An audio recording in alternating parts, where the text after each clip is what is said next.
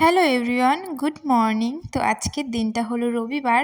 তো সকালে আমি মোটামুটি সব কাজ গুছিয়ে রান্নাঘরে চলে এসেছি। তো সকালে আমি ভাত করে নিয়েছি, এখন ডিম ভাজি করব। তো বর খেতে চলে এসছে, তো সকালে আমি আলু সিদ্ধ ভাত করেছিলাম। তোকে একটা ডিম ভেজে দিই, আমিও ডিম ভেজে নিয়ে পরে খেয়ে নেব। তো ওকে ডিম ভেজে দিয়ে সকালে খেতে দিয়ে দিলাম।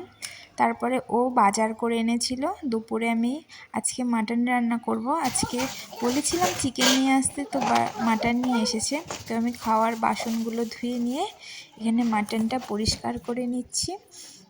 তো ধোয়ার আগে মাটনটা একটু ভালো করে দেখে নিলাম, একদম পরিষ্কারই ছিল। তারপরে বাজারের ব্যাগটা ধুয়ে মাটনটা ভালো করে ক্লিন করে নিলাম। তো দুপুরে আজকে রান্না করব আলু দিয়ে পেঁয়াজকালি ভাজা আর মাংসের ঝোল। তো তাড়াতাড়ি রান্নাবান্না সেরে নিয়ে একটু বিকেলে এক জায়গায় যাওয়ার প্ল্যান আছে। তো তাড়াতাড়ি করে রান্নাবান্নাটা করে নিই চলো। আর আজকে তোমাদের বাড়িতে কী রান্না হয়েছে অবশ্যই আমাকে কমেন্ট করে জানিও।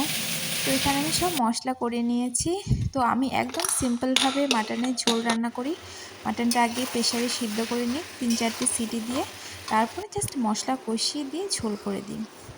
তো তারপরে একটু 2 পিস কষাও খেয়ে নিলাম। রান্না করতে করতে না এই মাটন কষা খাওয়া বা চিকেন কষা খাওয়ার তার মজাই আলাদা। তো তোমরা কে কী খেয়েছো আজকে অবশ্যই কমেন্ট করে জানিও।